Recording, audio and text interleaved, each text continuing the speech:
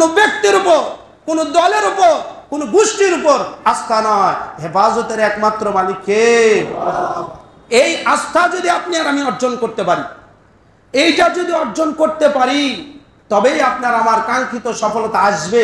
নচেত রাষ্ট্রের জনগণের পরিবর্তন হবে, রাষ্ট্রের কর্তাদের পরিবর্তন হবে, নেতা নেত্রীর পরিবর্তন হবে, কোনোদিন আপনার আমার ভাগ্যের পরিবর্তন হবে না।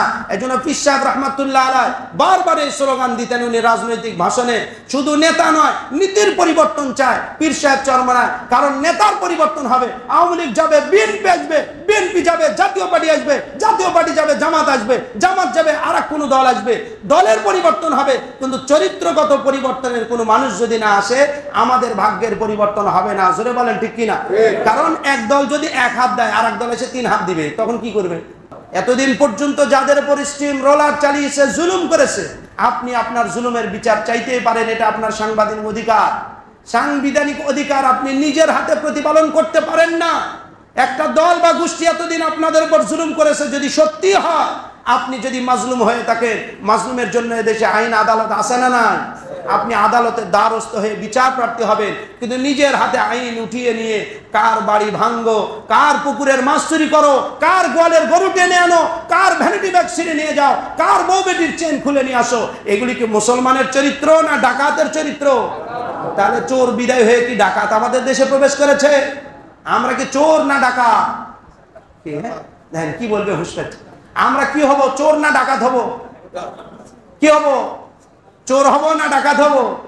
তাহলে চোর হইলে দেশ ছাড়া লাগবে, আর ডাকাত হইলে কোনটাই যদি হওয়া না যায়। আল্লাহ জাল্লা শানুহু সুন্দর ব্যবস্থাপনা করে দিয়েছেন।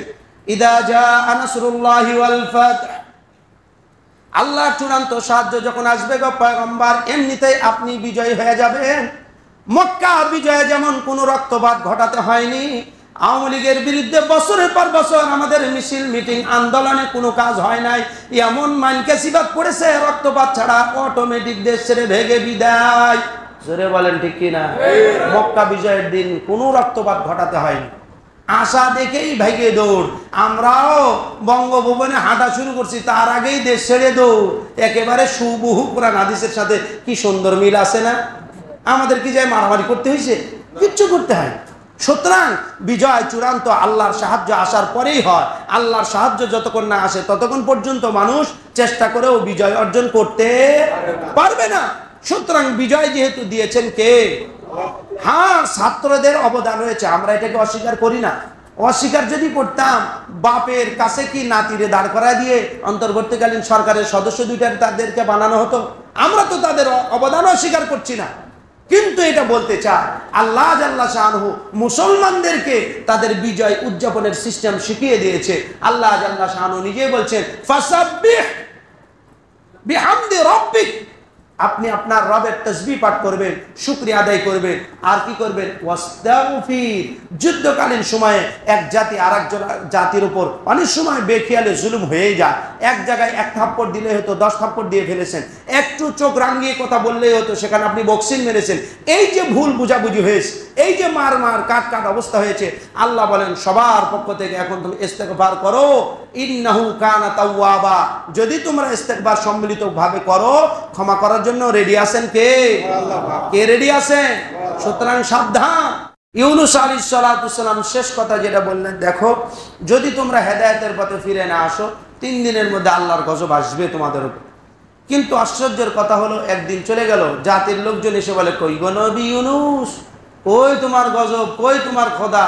দৌড়ো মিয়া, তোমার খোদাও নাই, তুমি এক ভুয়া নবী, কিসের কি কথা বলো? আযাব গজব তো আসে না।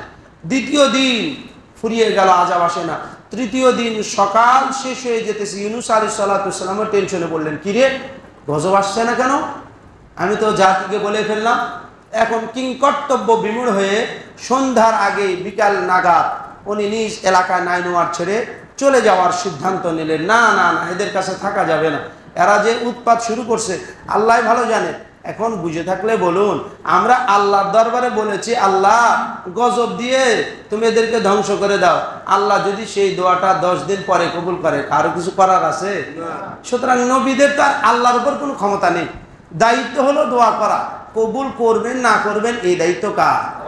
আমরা 15 বছর 8 মাস কম তো ফরিয়াদ করিনি জালেমদের বিরুদ্ধে, বরং ফরিয়াদ করতে করতে আমরাই জালেম হয়ে বসে আছি। অনেক বলতে বলতে নিজেরা মুসিবতের মধ্যে গ্রেপ্তার হয়ে পড়ে আছে। ইউনূস আলাইহিস সালাম চিন্তা করলেন, না হচ্ছে না, ঠিক আছে আমি আমার মতো করে চলে যাই, দেখি আল্লাহর গজব। কারণ নবীরা যতক্ষণ পর্যন্ত যেই ভূমিতে থাকে, নবীদের সম্মানে আল্লাহ তাবারক ওয়া তাআলা ওমা কানাল্লাহু লিউআযযিবাহুম ওয়া আনতা ফীহিম ওমা কানাল্লাহু মুআযযিবাহুম ওয়া হুম ইস্তাগফিরুন। নবী গো, আপনি মক্কা নগরীতে থাকবে আর মক্কার মানুষদেরকে আমি গজব দিব, তা তো হয় না। আপনি চলে আসেন মক্কা ছেড়ে, দেখেন কাফেরদেরকে কি মারতে না আমি দিই। নবী যখন চলে গেছে তখন বুঝে গেছে মক্কার লোকেরা কি হারায় ফেলেছে। আজকে যারা দলন্ধ হয়ে দলীয় ক্যাডারবাজি ধান্দাবাজি করছে, তারা বুঝতেছে কি মানকেসিবাদ করছে।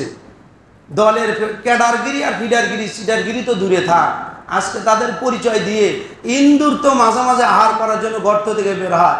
এদের দলন্ধগিরি আর জুলুম অত্যাচার এমনটা পর্যায়ে চলে গেছে, এখন গর্ত থেকে কাল্লা যদি বাইর করে জনগণ ওই কাল্লায় বিসমিল্লাহ ছাড়া তুলে ফেলবে। জোরে বলেন ঠিক কিনা? এই পরিবেশ কে সৃষ্টি করছে? তোমরাই সৃষ্টি করছো। যার হাতের কামাই সেই করে।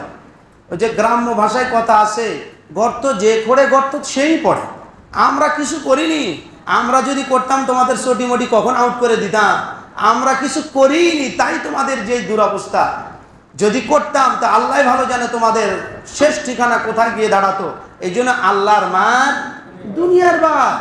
এখন তো দেখি দেশের বার অলরেডি হয়েই গেছে, দুনিয়ার বার যখন হবে তখন আরো বিষয়টা পরিষ্কার বুঝবে।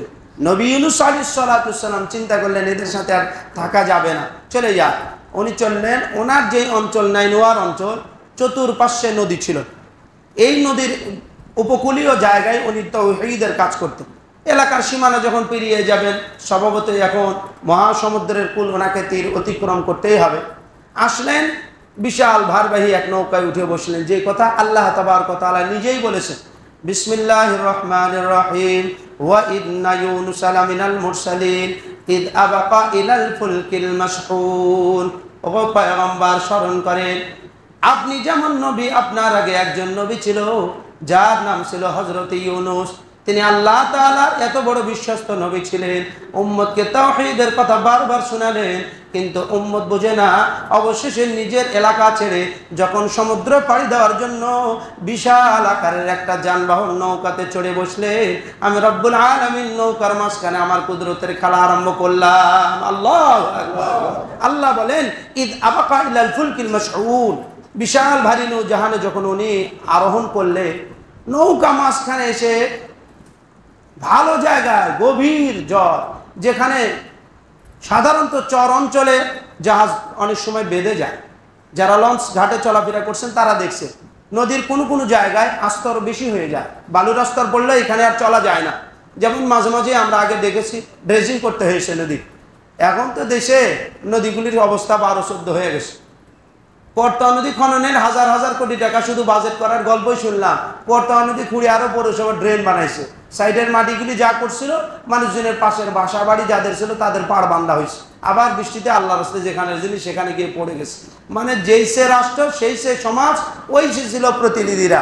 আসছে খাও লোপাট করো, এখন আবার টুটির উপর পাড়া দিয়ে ওইগুলি বের করে নিয়ে এসে জনগণের পয়সা জনগণের পকেটেই চলে আসবে। আবার জোরে সরে বলছি আল্লাহ চলে আসবে, চিন্তা করেন না, সময়ের অপেক্ষা করেন, আসবে।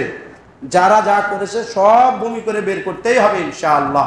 কারণ খাওয়ার চাইতে বমি করা সহজ না কঠিন? খাওয়া সহজ, বমি করা কঠিন।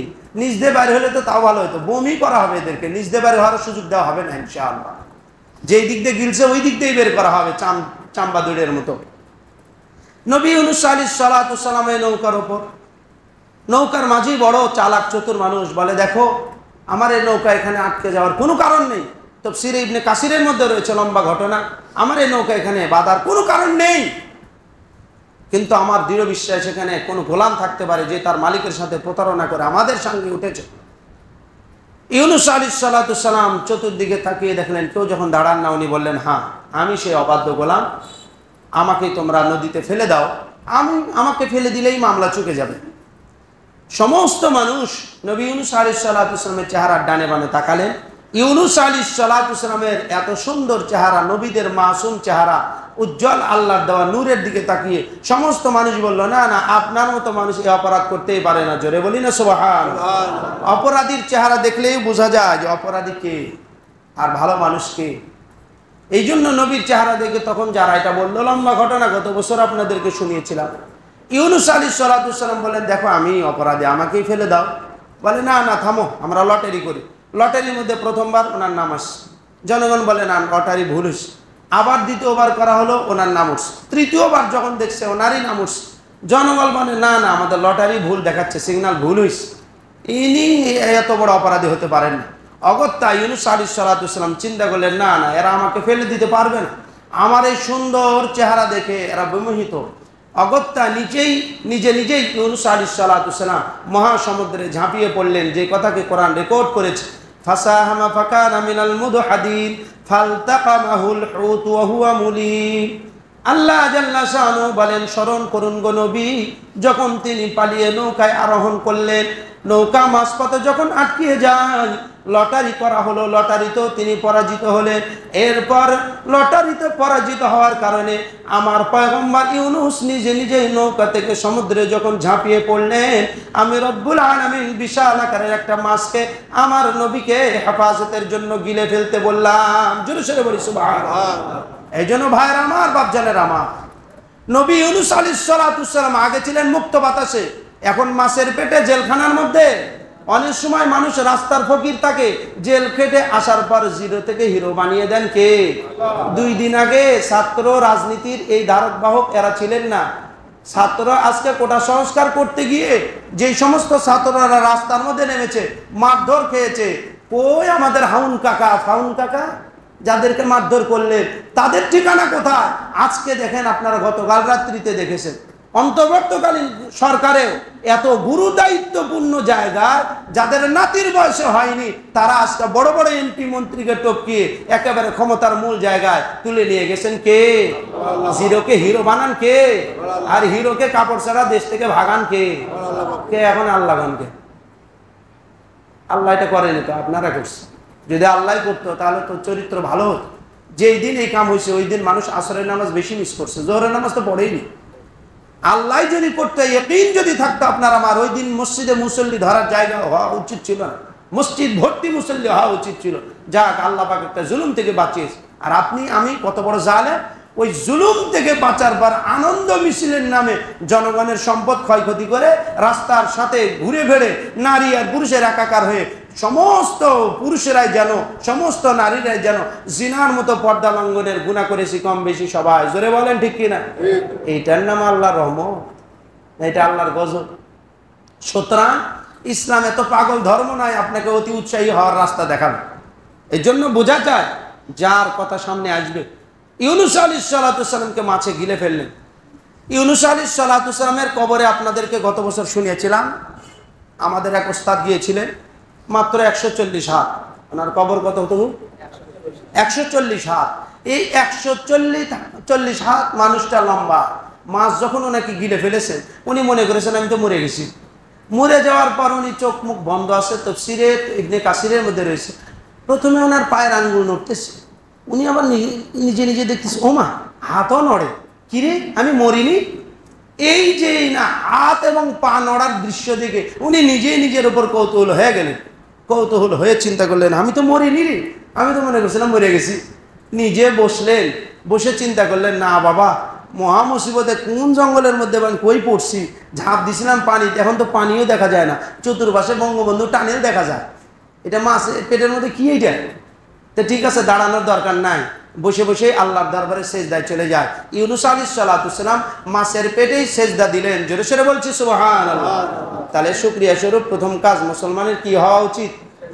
না না, থানা লুট করা উচিত, এলজিডির দরজা ভাঙ্গে, সিসি ক্যামেরা ভাঙ্গে, গাড়িগুলো পোড়ায় দেওয়া উচিত।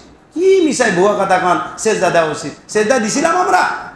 চোরের হাত থেকে ডাকাতের হাতে দেশ গেল নাকি আল্লাহ ভালো জানে। মুসলমান এত বড় কুলাঙ্গার কি করে হয়? এর কি মানুষ না জানোয়ারের চাইতে নিকৃষ্ট? এই ভূমি অফিস কি দোষ করছে সাহেব? ভূমি অফিসের একটা কর্মকর্তারও আপনি একটা চুলও ছিঁড়তে পারলেন না। ভূমি অফিসে আগুন লাগাই দিয়ে আপনি কার ক্ষতি করছেন? বলেন ভূমি অফিস সরকারের মরা বাপের না আমাদের? এই সরকারের বাপের না আমাদের? আমাদের সম্পদ আপনি নিজে নষ্ট করছেন। আপনি কত বড় জানোয়ারের চাইতে নিকৃষ্ট। আবারও আজকারের হ্যাঁ শুকরিয়া আদায় করছে। কি শুকরিয়া আদায় করছে? মানুষের ঘর দরজা ভেঙে লুণ্ঠন করা, চুরি করা, এগুলি শুকরিয়া? বলেন এগুলি শুকরিয়া না চুরি? পিছনের লোকজন কথা কন না, এগুলি কি শুকরিয়া না চুরি? আবার বুক ফুলিয়ে নিজের অপরাধকে কিভাবে করে 15 বছর কম জ্বালায়নি, তার প্রতিশোধ নিলাম। 15 বছর জ্বালাইছে, তার প্রতিশোধ আপনি ভূমি অফিস পড়াই দিলে হয়ে গেল? না না না না, প্রত্যেক মিনিট ও সেকেন্ডের হিসাব পাই পাই করে আদায় করা হবে। জোরে বলেন ঠিক কিনা? কি মিয়া কি করেন আজগুবি অদ্ভুত এক কাজ করে নিজের ক্ষতি নিজে করে প্রতিশোধ নিলাম। এগুলি প্রতিশোধ নয়, বরং প্রতিশোধের নামে নিজে নিজের বাঁশ খাওয়ানো, নিজেই বিপদে পড়া। এই জন্য বুঝে শুনে চলা উচিত। আল্লাহর পয়গম্বর ইউনূস আলাইহিস সালাতু ওয়াস সালাম পৃথিবীর ইতিহাসে কোন নবী, কোন রাসূল, কোন সাহাবী, কোন বুজুর্গ মাছের পেটের ভিতরে সেজদা দেয়নি। নবী ইউনূস আলাইহিস সালাতু ওয়াস সালাম মাছের পেটে সেজদা দিয়ে আল্লাহকে বলেছে, হে রব, আমি আমার জাতিকে না বলে দেশ ছেড়ে আসছি, এটা একটা নাফরমানি, কিন্তু আপনার এমন জায়গায় আমি মসজিদ বানিয়েছি, কিয়ামত পর্যন্ত কোনো মানুষের দ্বারা মাছের পেটে মসজিদ বানানো সম্ভব হবে না। জোরে সোরে বলি সুবহানাল্লাহ। সেই দয়াতে আমাকে মাফ করে দেন। এই জন্য আল্লাহ তাবারক ওয়া তাআলার কাছে উনি 3টি ফরিয়াদ করেছেন।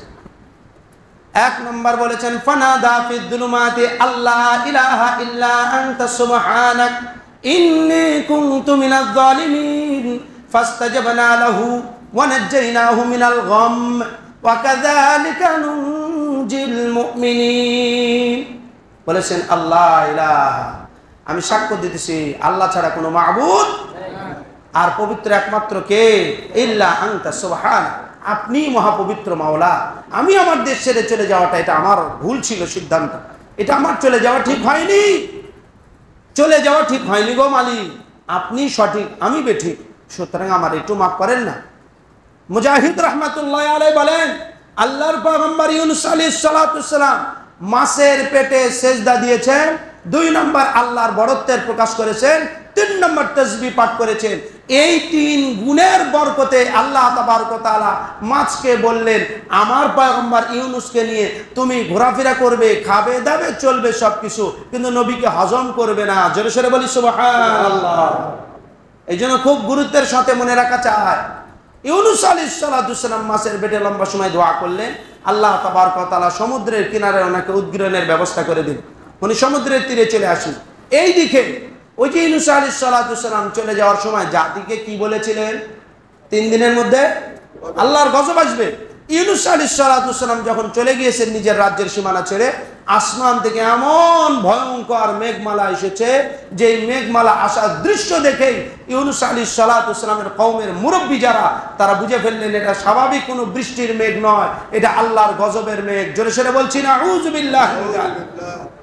তাফসীরের মধ্যে রয়েছে, এটা দেখা মাত্র কওমের সমস্ত মুরব্বীরা যুবকদেরকে নিয়ে বের করে বললেন, নারী আলাদা উন্মুক্ত স্থান, পুরুষ আলাদা উন্মুক্ত স্থান, গরু ছাগল এক জায়গায়, ছোট ছোট বাচ্চাদেরকে দুধ পান করার বাচ্চাদেরকে দুধ পান বন্ধ, মুরগি হাঁস গরু ছাগল সবকিছু ঘর থেকে বের করো, ছিঁড়া ফাটা যত পোশাক আছে সব গায়ে পরিধান করো।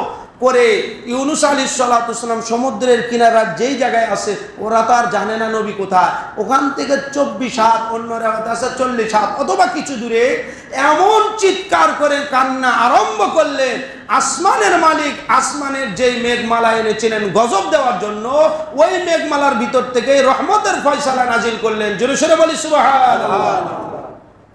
যখন তওবা কবুল হয়েছে ইউনূস আলাইহিস সালাতু ওয়াস সালামের কওমের লোকজনের, তওবা কবুল হওয়া মাত্র আল্লাহ তাদের দিলে ঢেলে দিলেন, তোমাদের নবীকে তোমরা খুঁজে বের করো।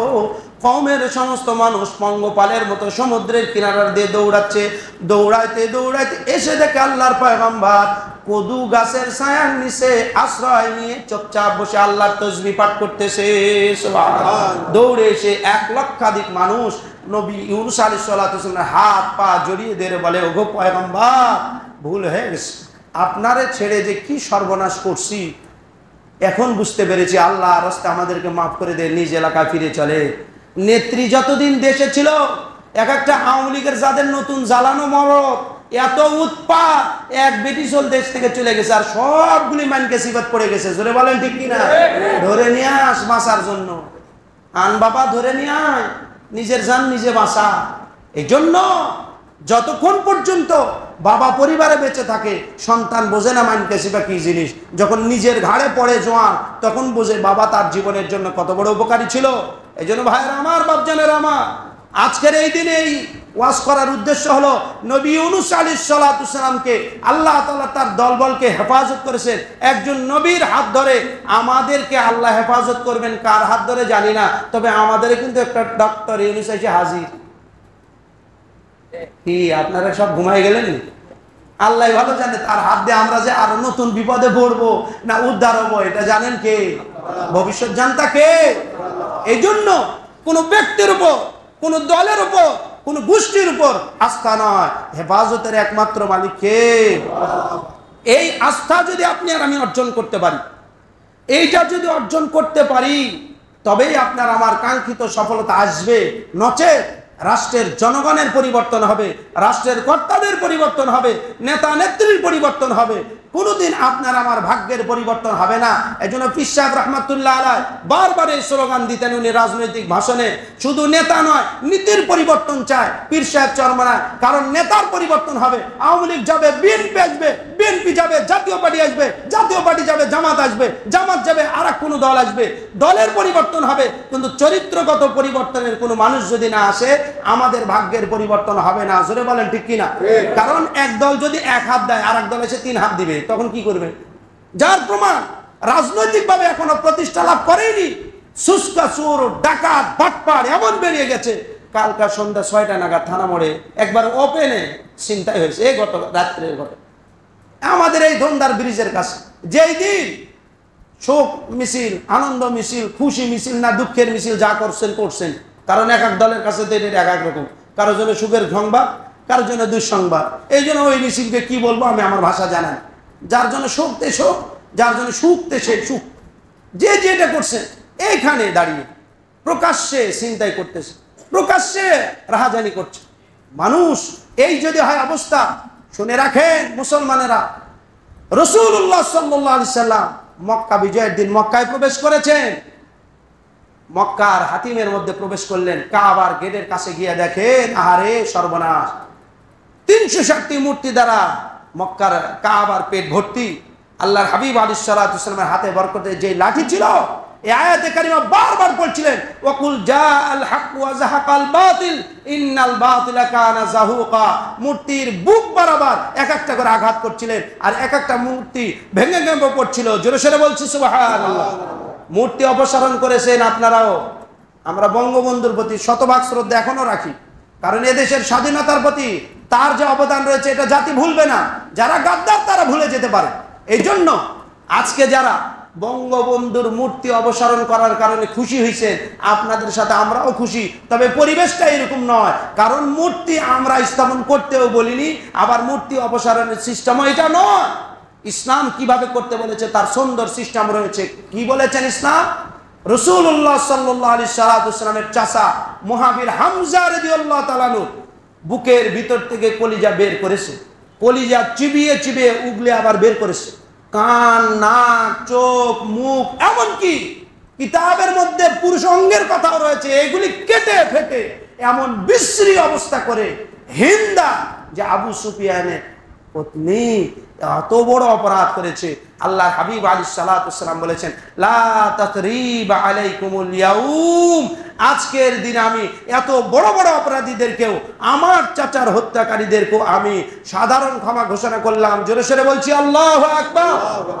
এতদিন পর্যন্ত যাদের উপর স্টিম রোলার চালিয়েছে, জুলুম করেছে, আপনি আপনার জুলুমের বিচার চাইতেই পারেন, এটা আপনার সাংবিধানিক অধিকার। সাংবিধানিক অধিকার আপনি নিজের হাতে প্রতিপালন করতে পারেন না। একটা দল বা গোষ্ঠী এতদিন আপনাদের উপর জুলুম করেছে, যদি সত্যি হয় আপনি যদি মাজলুম হয়ে থাকেন, মাজলুমের জন্য এদেশে আইন আদালত আছে না না? আপনি আদালতের দ্বারস্থ হয়ে বিচার প্রার্থী হবেন, কিন্তু নিজের হাতে আইন উঠিয়ে নিয়ে কার বাড়ি ভাঙ্গো, কার পুকুরের মাছ চুরি করো, কার গোয়ালের গরু টেনে আনো, কার ভ্যানিটি ব্যাগ ছিঁড়ে নিয়ে যাও, কার বউ বেটির চেন খুলে নিয়ে আসো, এগুলি কি মুসলমানের চরিত্র না ডাকাতের চরিত্র? তাহলে চোর বিদায় হয়ে কি ডাকাত আমাদের দেশে প্রবেশ করেছে? আমরা কি চোর না ডাকাত? দেখেন কি বলবে হুঁশিয়ার, আমরা কি হব? চোর না ডাকাত হব? কি হব? চোর হব না ডাকাত হব? তাহলে চোর হইলে দেশ ছাড়া লাগবে, আর ডাকাত হইলে কোনটাই যদি হওয়া না যায়, আল্লাহ জাল্লা শানুহু সুন্দর ব্যবস্থাপনা করে দিয়েছেন। ইদা জাআ নাসরুল্লাহি ওয়াল ফাতহ, আল্লাহর চূড়ান্ত সাহায্য যখন আসবে গো পয়গম্বর, এমনিতেই আপনি বিজয়ী হয়ে যাবেন। মক্কা বিজয়ে যেমন কোনো রক্তপাত ঘটাতে হয়নি, আওয়ামী লীগের বিরুদ্ধে বছরের পর বছর আমাদের মিছিল মিটিং আন্দোলনে কোনো কাজ হয় নাই, এমন মানকেসিবাত পড়েছে রক্তপাত ছাড়া অটোমেটিক দেশ ছেড়ে ভেগে বিদায়। জোরে বলেন ঠিক কিনা? মক্কা বিজয়ের দিন কোনো রক্তপাত ঘটাতে হয়নি, আশা দেখেই ভেগে দৌড়। আমরাও বঙ্গভবনে হাঁটা শুরু করছি, তার আগেই দেশ ছেড়ে দৌড়। একেবারে সুবহু কোরআন হাদিসের সাথে কি সুন্দর মিল আছে না? আমাদের কি যায় মারামারি করতে হয়েছে? কিচ্ছু করতে হয়। সুতরাং বিজয় চূড়ান্ত আল্লাহর সাহায্য আসার পরেই হয়। আল্লাহর সাহায্য যতক্ষণ না আসে ততক্ষণ পর্যন্ত মানুষ চেষ্টা করেও বিজয় অর্জন করতে পারবে না। সুতরাং বিজয় যেহেতু দিয়েছেন কে? হ্যাঁ, ছাত্রদের অবদান রয়েছে, আমরা এটাকে অস্বীকার করি না। অস্বীকার যদি করতাম, বাপের কাছে কি নাতিরে দাঁড় করা দিয়ে অন্তর্বর্তীকালীন সরকারের সদস্য দুইটার তাদেরকে বানানো হতো? আমরা তো তাদের অবদান অস্বীকার করছি না, কিন্তু এটা বলতে চাই আল্লাহ জাল্লা শাআনহু মুসলমানদেরকে তাদের বিজয় উদযাপনের সিস্টেম শিখিয়ে দিয়েছে। আল্লাহ জাল্লা শাআনহু নিজেই বলছেন, ফাসাব্বিহ বিহামদি রাব্বিক, আপনি আপনার রবের তাসবিহ পাঠ করবেন, শুকরিয়া আদায় করবেন, আর কি করবেন? ওয়াস্তাগফির। যুদ্ধকালীন সময়ে এক জাতি আর এক জাতির উপর অনেক সময় বেখিয়ালে জুলুম হয়ে যায়। এক জায়গায় এক থাপ্পড় দিলে হতো, 10 থাপ্পড় দিয়ে ফেলেছেন। একটু চোখ রাঙিয়ে কথা বললেই হতো, সেখানে আপনি বক্সিং মেরেছেন। এই যে ভুল বুঝাবুঝি হয়েছে, এই যে মার কাট অবস্থা হয়েছে, আল্লাহ বলেন সবার পক্ষ থেকে এখন তুমি ইস্তেগফার করো, ইন্নাহু কানা তাওয়াবা। যদি তোমরা ইস্তেগফার সম্মিলিত ভাবে করো, ক্ষমা করার জন্য রেডি আছেন কে? কে রেডি আছেন? সুতরাং সাবধান।